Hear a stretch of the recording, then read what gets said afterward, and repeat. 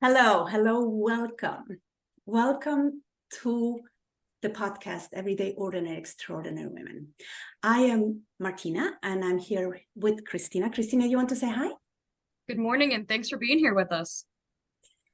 Yes, thank you. Excited. So we are inspired to create this podcast after pondering this question. What will the world look like where we can be inspired by every person? By every person. Right? Because there's so much magic out there. We were just a moment ago talking about fairy dust, right? There's so much magic out there. So our immediate way of being in life is usually to compare and judge. And when we do that, there's always someone losing and someone winning. And depending on my point of view, I can either feel very small, so that means I would be losing in this conversation, or I can be arrogant and dismissive. And then I'm winning, right? Then I might feel good about myself for a second, because then afterwards I will feel crappy. And those are the only two options from that perspective. Now, here's our thought.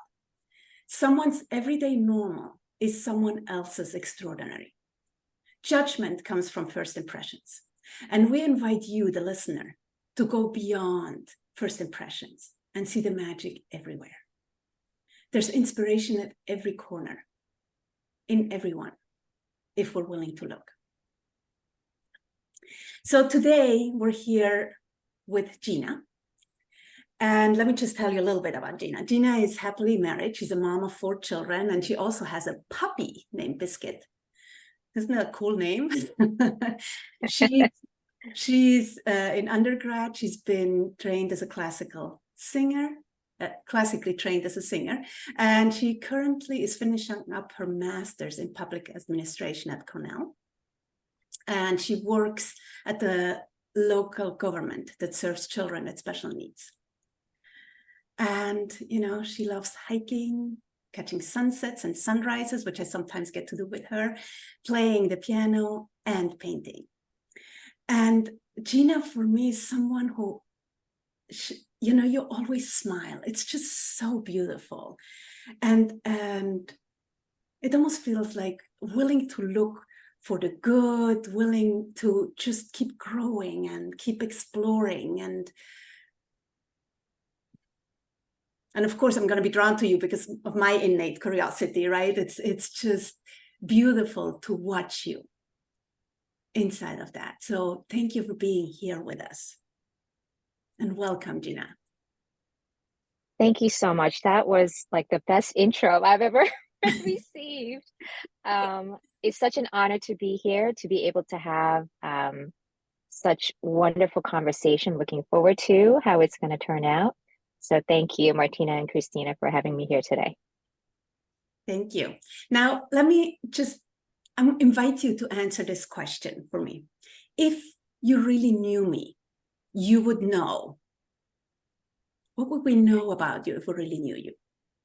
Okay. If you really knew me, you know how much I love and dependent on coffee, number one.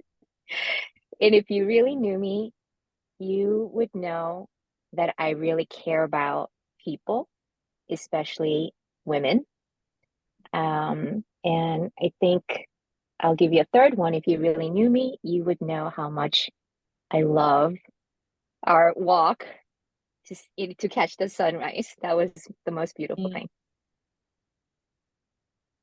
Thank you. Yeah, we went just recently. We went to the beach for for sunrise. Sorry.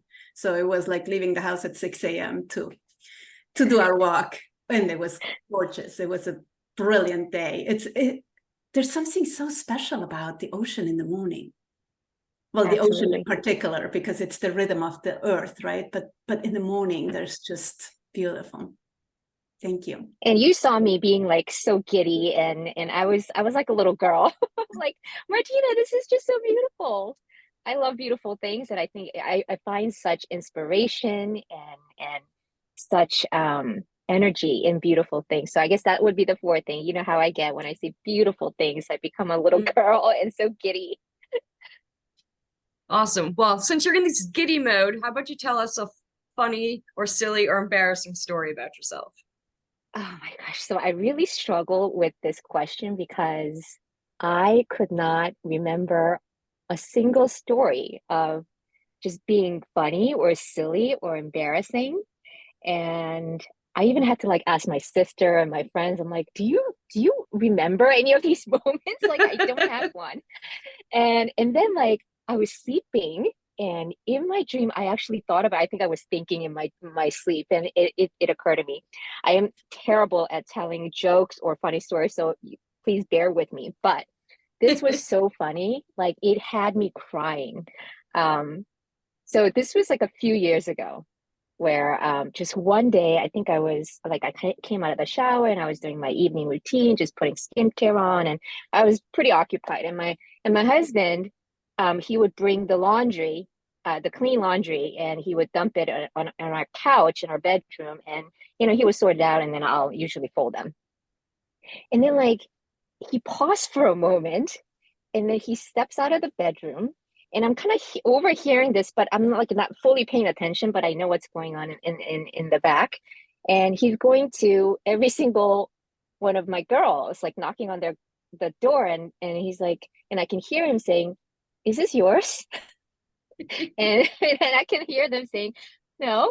Okay, so I have three girls, so all upstairs. So he would go to, and I'm assuming he went downstairs. This was when my son was still here, living with us, and oh no, he did not go downstairs. I'm sorry. He went through all three, and then he came back to the bedroom, and he's like, "Just prepare yourself, because I'm gonna call Micah upstairs, and we're gonna have a talk." And I was like, "Okay, like what's going on?" He sounded quite serious, so I'm like, "Okay." And then he texts him to come upstairs, and then Micah, my son, comes in, and then I turn around, and then in his hand, what my husband's hand is holding a little dainty little underwear that I had literally just purchased and washed it. And it's one of those like the sexy little dainty underwear that I got, like one of them, out of like you get 5 for whatever, from Victoria's Secret. And to my horror, I was like, "No." And he was about to say, "Do you know it does this?" Like, I think he assumed that, like, if it didn't belong to, I mean, I don't know why he would not ask me first, but he asked all my girls. And then he assumed that it came from him or whatever that he was imagining. And I was like, oh my gosh. So I ran to him. I literally grabbed it out of his hand. I was like, "It's mine, Micah. You can go to your room." And I just literally fell on the floor, and I cried, laughed for like 20 minutes. But so that was one of my most funniest, but most embarrassing story. It's it's a great one because it's really like I can see, I can literally see it, right? It's like he's going from one to the other. Like Andreas looks like takes the girl's underwear. It's like, "I don't know how to fold this. Just put it away." It's like, this is not for me to do. I'm like, okay, whatever. So, But it's the funniest thing part of that was, why didn't he ask me first?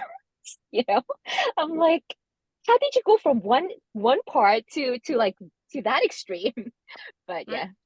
yeah, I yes, wear sexy underwear too, honey. Exactly. I'm not that old. Okay, whatever. um, so tell us about the time you took a chance for love. Oh, okay. So the one and only time that I have was with my husband. So when my husband and I, we actually just celebrated our 24 years of becoming friends. So when I first met him, it was very brief. It was just like we met in May for like 2 days at a conference. Literally just, introduced ourselves, and we didn't really get to know each other. And then I went on my merry ways. I lived in DC area then, and my husband was in Chicago. And then when we later met again was 6 or 7 months later. And it turned out that he moved from Chicago during that period of time that we weren't really, and since we have met, and he moved to DC. And that's how we just kind of met up again. And then we became friends. And it turned out that for him, he knew that I was the one. So he literally quit his job. He packed up his 10 years of life that he had in Chicago. He moved to DC, not having a job. And he just said, I'm going to move there and I'm going to look for a job and I'm going to find a way to meet up with her and I'm going to marry her, was his thinking. Now, had he told me that, like in the beginning, I would have never met up with him. But when I met with him, not knowing all this, it gave us a chance to really know each other and become friends. And I loved just like, I think just that first day we met, we talked for like 5-6 hours at my school because he came to visit me at my school. And those 5-6 hours just flew by. Like it seemed like 5 minutes, you know? And I really loved our friendship.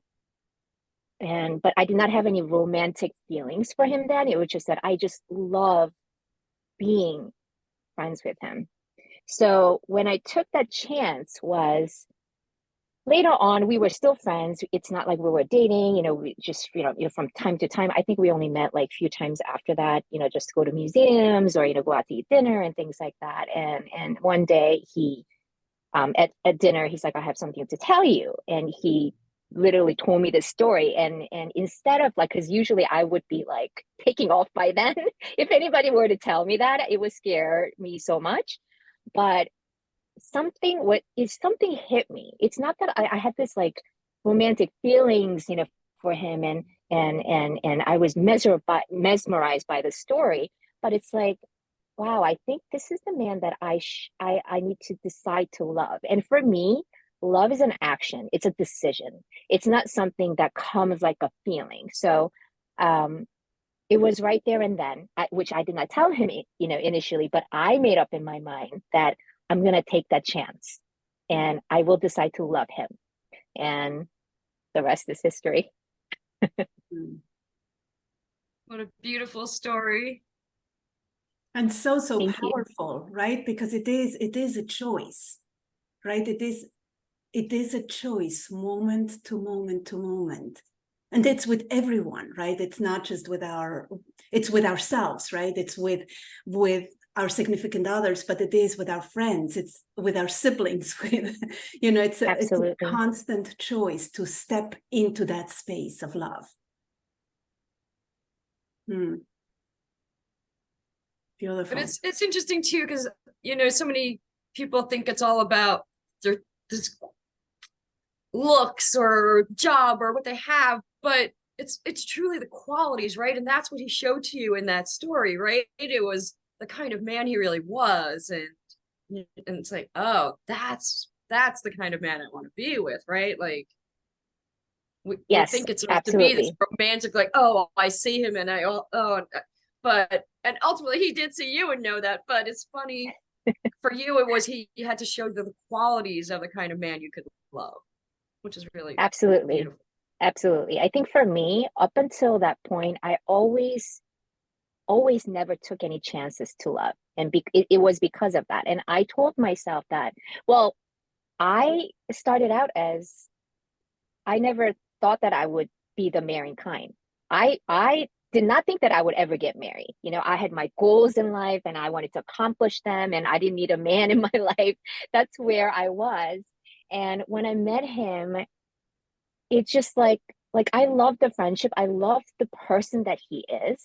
And it helped me to kind of think and see him as a person without having been influenced by the feelings and the romance. I mean, of course, that's all good. But I think there was a point in my life that if I ever were to get married, then I want to marry someone that I could truly be friends with, that we need that connection. Like I have to be able to have conversations and very much similar like you ladies, like I don't really enjoy like frivolous conversation. I like deep conversations and I couldn't really make that connection, but I was able to make that connection with him. He's a thinker, he's a philosopher. Like we had a lot of commonalities and I just love that about him. So by the time where he gave me the whole spiel about how he came to DC, I'm like, okay, yeah, like I can definitely picture myself spending the rest of my life and growing old with him. You know, the other thing I hear is there's the being in love and loving, right? Because when we're in love, we get really stupid, right? It's all about it becomes about pleasing. It becomes about like we distort ourselves. Yes. But if you love, you get to be yourself, which Yes. is a huge gift that in a way he gave you, or that you created with each other, right? That you get to be yourself, and then you go to a deeper level, which is beautiful. Yeah. Thank you. So Gina, what would you say your superpower is? Okay, so I really had to think about this one too, because I'm like, what is my superpower? And do I even have one? And I think I uh realized, I mean, this is something that came a lot more, or it was crystallized more so recently, but I think I have an ability to identify what people's strengths and their potential are and help people crystallize that into certain skill sets for them to be able to use it to help others or make a difference in our world. I mean, it sounds so like grand, but it just for me, it comes like in an instant moment, but it can't be, it's something that I have to invest and get to know. So I'm an empath and I have this intuition about people, but I'm also left-brained and very analytical. So I tend to pick up a lot on like people's strengths and weaknesses of their talents and skills. And it definitely does take time to invest in them to be able to pick that up for myself. But I can kind of like I have this ability to be able to tell what their language is and their learning style is, and I can guide them and kind of show them. And of course, the outcome of this person and what they will do with the skill sets is definitely up to them. But I think my power or my superpower is just being able to see that and kind of guide them to be able to see that, and then do that initial prep work, and then for them to take that and do whatever they need to do. And hopefully it is to help others and to make a difference in our world. So cool. I feel like that's one of my superpower. A little different. My superpower is reflecting your greatness back to you, right? Like holding that space and reflecting it. Yours is a little more fine-tuned of really seeing it and then really guiding them to their path that's going to really serve them. And it's a very special gift. So I probably bet you have some other superpowers too that you're holding back on. So Yeah. there'll be a process. I'll try to look for it. And you know, it's interesting because you know, if we ask ourselves what is my superpower, immediately it's like, what do you mean? A superpower? I'm just like ordinary, and hence we're doing this, right? Because we're all extraordinary, but we forget, you know. And sometimes when we listen to people, we're like, oh, I have that too. You know, I mean, I can hold people's greatness. I can really, like, people get to see themselves, right? Because I hold them to who they are rather than who they think their pettiness is not the right word. Christina, maybe you can help me with that. Like, you know, their smallness is, right? Because we often see our smallness rather than our greatness.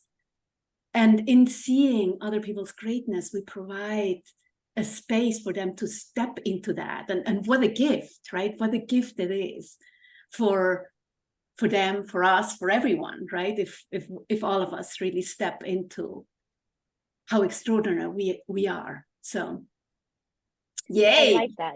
Yeah, definitely. I think the what you mentioned about, you know, what you think is really not a big deal, right? Like you do this on a daily basis, or it's sort of like innate in you that like you didn't think that it was considered to be a superpower. I mean, this definitely comes from that. It's like as a mother, you know, what you do is you study your child, right?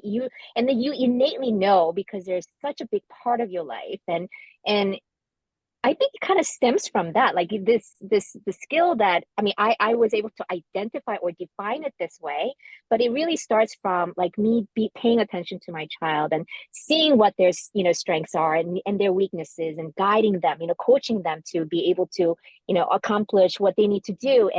And of course, I don't have the control of their outcome, and it's totally up to them, but all I can do is guide, right? You instruct, when they're little, and then you coach them, and then you just guide them, as they get older. So I think this probably stems from that. And it kind of what came into my career in my professional life, where I worked a majority of my professional life doing volunteer development and training. And for me to, I had this one major opportunity where I had to recruit 250 people, like right away.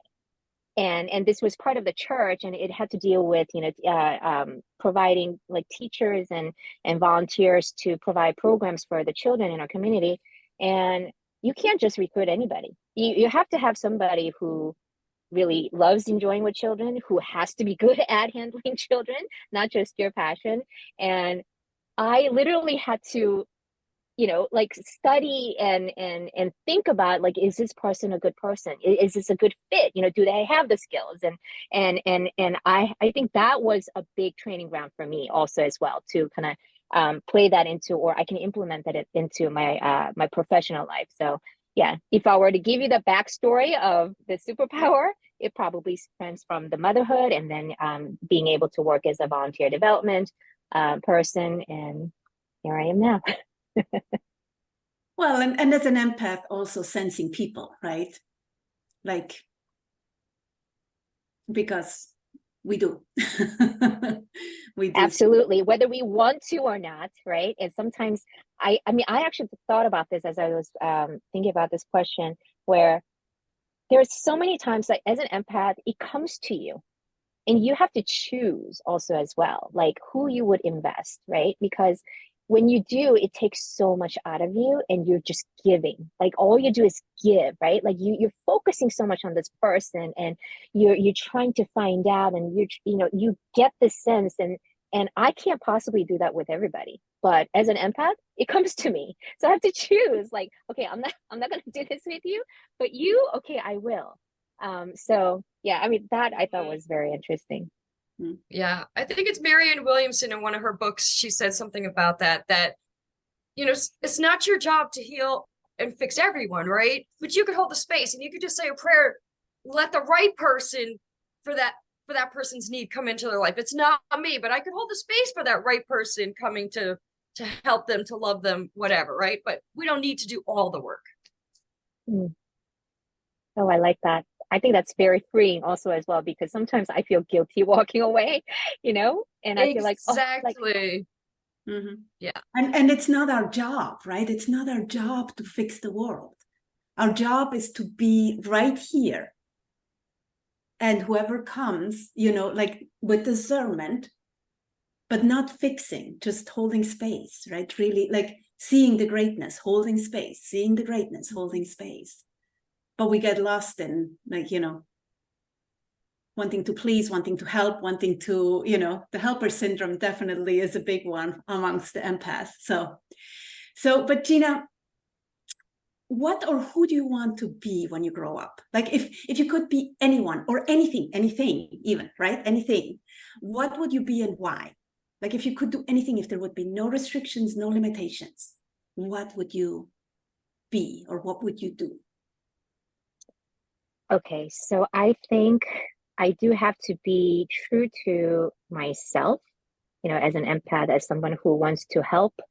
And I think I would want to dedicate my life, and I kind of see this as my purpose too, in calling of my life, is to help women, um, accomplish whatever they want to accomplish. It's about helping women. It's about bringing up future leaders, like future women leaders, right? So I'm talking about, like, my daughters, young ladies, right?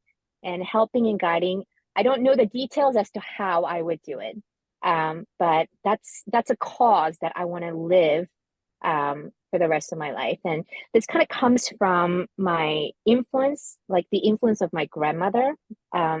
She passed away, oh gosh, like 17 years ago, but she raised me since I was 4, and she made such an impact. And I didn't realize to the degree. Like I think I see myself now. I'm like, oh, I've always kind of wanted to like grow up to be like her. And I see it now. Like it didn't occur to me, but I see it now. And she knew what her life purpose was. And she was born in the 20s, and she grew up in Korea where everything that she believed in was against her culture. It was not for women.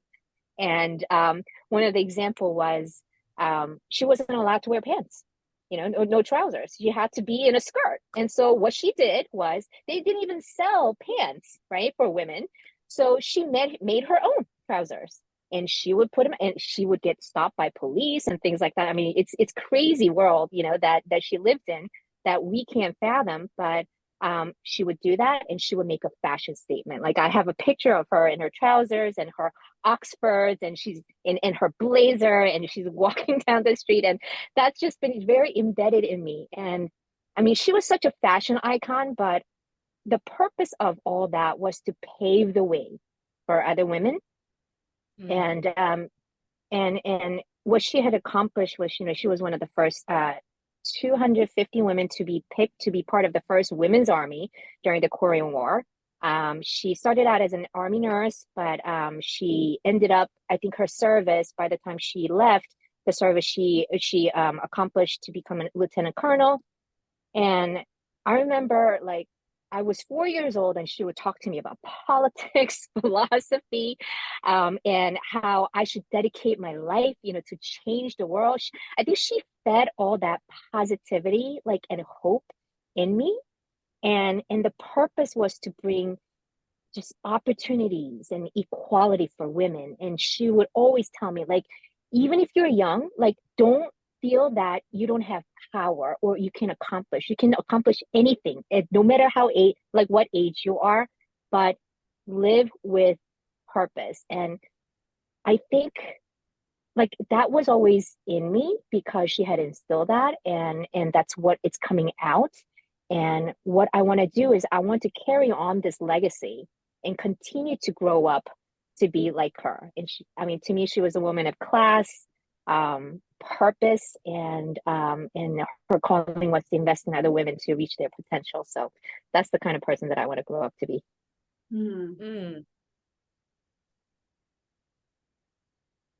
Okay, so we talked about being an empath, and you talked about this beautiful mission that your grandmother has inspired you to, but that takes a lot out of you being an empath and holding that cause. So what fills you up, and what really gives back to you to recharge those batteries so you are there to keep giving?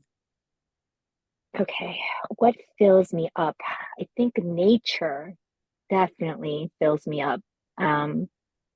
Just being surrounded by beautiful, like, just beauty of it and the vastness of it. Because often, like, when you're standing, and watching the ocean, or when you're standing, like when you're in the mountains, right? Like, it's so much bigger than, like, who you are. And that often reminds me that like sometimes, like, what I might be going through, like, like what I think that is a big problem that, that can't be solved, or, has so much effect on me. Like, when I'm in that moment in nature, it reminds me of how small I am and of a fraction. Like, I'm only a tiny little part of this entire world. And it just kind of brings that perspective, like, oh, like, with that perspective, this little problem is really nothing, and it's not bigger than me, right? And so I think having to go through that thought and just being surrounded by the beauty of it, the smell of the beach or the trees, and the sound, of the waves and the birds, and, like, just experiencing that through all senses, it fills me up, and it really does recharge me. And I don't think anything else does the same. it feels like it's almost like a mystical experience. It Mhm. sounds like if I'm listening to it, it's like, yeah, being in awe by, I don't know, the divine Mother Earth. That's what it feels like when I'm listening to you, which is such a beautiful picture. Is it that, or is that too much? No, I think you're right on. I think that's exactly it. Like for me, when I look at, or when I'm in the nature, I think I've always been like that. Now that I think about it, like when I was a teenager and I needed just time to get away and to think, like there was a lake by my house. So I would always just go there. I'll drive and I'll just sit there and I'll just watch the water, like, you know, move. And I will come back so much clearer minded, right? Um, but it's not for me. It's not just, oh, okay, that's just a tree, or it's a mountain, or it's the beach. It's so much more than that. I think I have this like spiritual, almost like a spiritual experience. Yes, with the mother nature or whatever it is, like I get so consumed by it also at the same time. Um, and I don't know what it does. It does some kind of magic. And I come back like so much like just restored, healed and replenished. It's like a great reset for me. So, and it does clear a lot of my thoughts because I have thousands of thoughts going through my head all throughout the day. So, Yeah, we were talking just a few days back about how little time we spend in nature and how important it is. Like how important for our well-being. In Switzerland, they made studies about schoolyards where when they have green, when they have trees, when they have grass, kids are much mellower than if it's just concrete. mm. So it really impacts our well-being, our state of mind. It Beautiful. definitely grounds you too, right? Just being in nature, it grounds you. I think it's like we have to be in that because that's where we come from. It's almost like that. And it's like recharging your batteries. Yeah. I love what you just shared about that, concrete versus grass. That's beautiful. So Gina, what was your biggest lesson? Like what made you who you are today? Because usually they're connected. Or what took most courage? Because that's connected to that one often too. Okay. Um, so for me, it's every lesson is the biggest lesson. So it's kind of hard to choose, but if I have to choose, um, it it kind of came from like a negative experience, but I guess I'll give you the bottom line first is um my biggest lesson was just realizing that I can't run from what seems to be my lot or my life's calling or the purpose of my life is to help others. And this comes from a choice that I had to make. It was a 16-year friendship that I decided to end. And that full 16 years, it was always very one-sided, meaning I always gave, I always made the time, you know, we like it. I mean, our family was so close. It wasn't just like my friendship. It was like our kids were friends, both our husbands, like we did vacation together, we did life together. We got together like every weekend, we really literally did life together for 16 years. But there came a point where I don't mind giving, and even if it's one-sided, but like I can do that for a friend. That's not a big problem for me. It is my lot. It is how I am built. So it's my gift to you. If I decide to do friendship, you're gonna get it.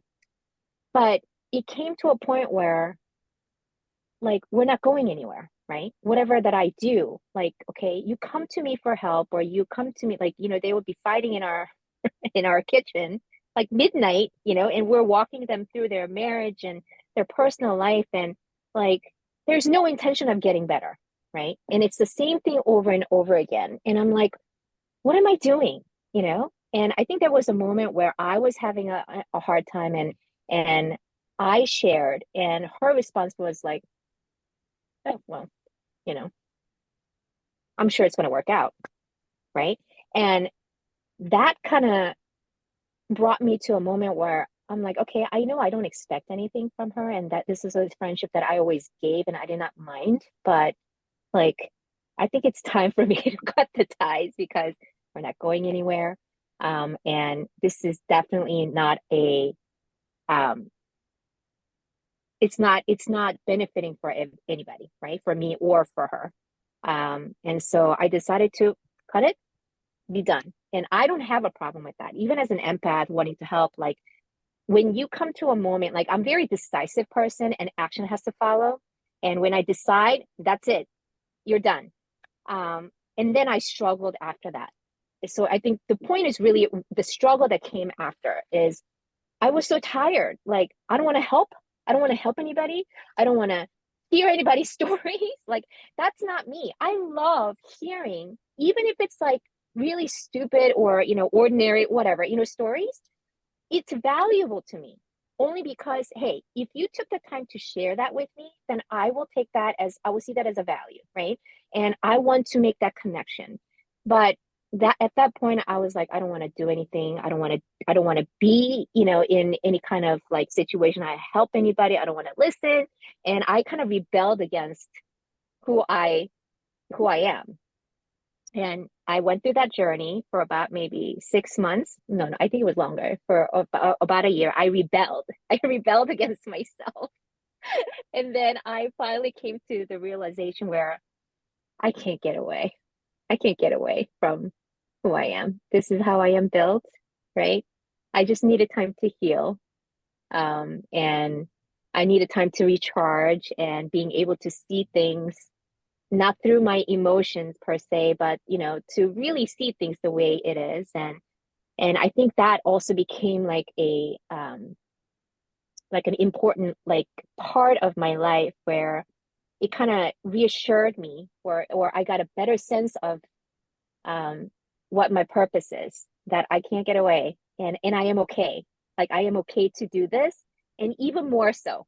And what I also learned from that is learning to do that with boundaries, right? Learning to help and learning to be available, learning to be who I am, but also take care of myself and not be stupid and just like pouring everything out and not, taking care of myself. So I have learned to take that journey.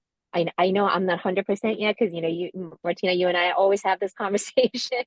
But at least I recognize that I have to take care of myself, right? I have to do that in order for me to carry out my purpose and my calling in life. So I think that was the biggest lesson. I think it's the hardest lesson as empaths to learn, right? Is what's that balance between giving when people are asking of it, but also knowing when to cut people off because they're always taking and not doing the work they need to do on themselves, right? Like, I have no problem putting the work in if you're going to do the work too, and we can. But if you're just going to come and dump on me and drain my batteries, and that's all that's happening here, then we need to reevaluate, right? And so that's a great place to get to as an empath, and working on boundaries is so important for us because there's always going to be energy vampires and people trying to suck our life force energy. Like, when you're a person coming through the world like that, there are always people who want that, right? But they don't always want to give back and value what you're giving them. And so it's important to work with the people who truly value who you are and what you bring to the table. Absolutely. You're spot on about that. Yep. And it is the balance, right? It's the balance between give and receive. It always is the balance between give and receive. And the other thing that you were pointing at is like, this is a journey, and we have it we're so mixed up about the goal rather than, no, it's the journey. This is a victory. Yay. Oh, well, I'll do better tomorrow, right? but we've been raised in this world of black and white, right? There's the goal. This is where I need to get to, rather than now. And we're always, we're always going to be growing and evolving. Hopefully, like I hope for me that this is going to be the case for me, because I believe that if I stop, then there's going to be stagnation and heaviness, and I really do not want that or wish that for anyone. So, work in progress, definitely. So Regina, if you had a magic wand and could give people any quality, what would it be and why? Okay. So I don't know if they would want this, but I would say I would say a gift of empathy.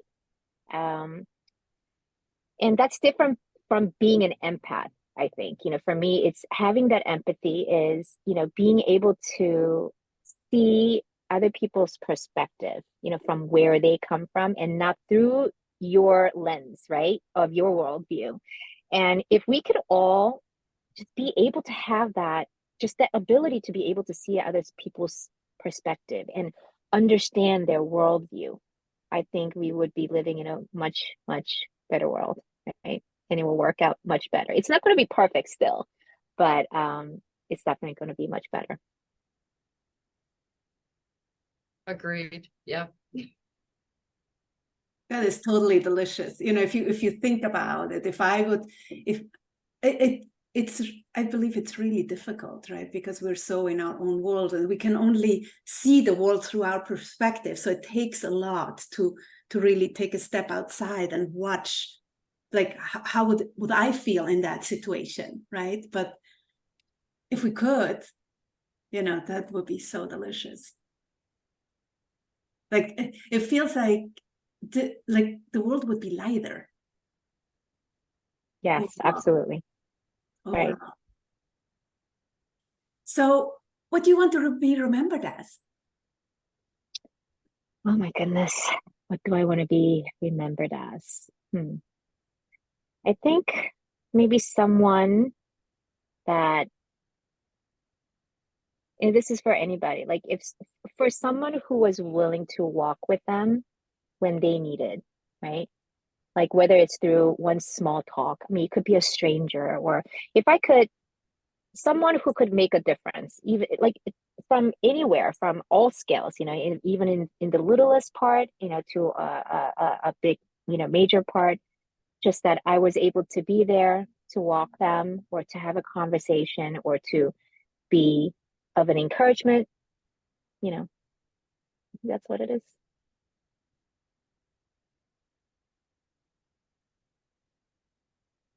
Wow. Regina, we so enjoyed having you play with us today in these conversations that we really hope will just open up more possibilities for other women to celebrate themselves and celebrate the extraordinary lives that they're living, even if it doesn't seem that extraordinary in the moment, right? Like, it's just fun playing with women and getting them to see how extraordinary their lives are. So thank you so much for being here with us today. Thank you everyone listening. If you loved this, please leave us a review or share it with your friends. And please remember that you are extraordinary. You rock.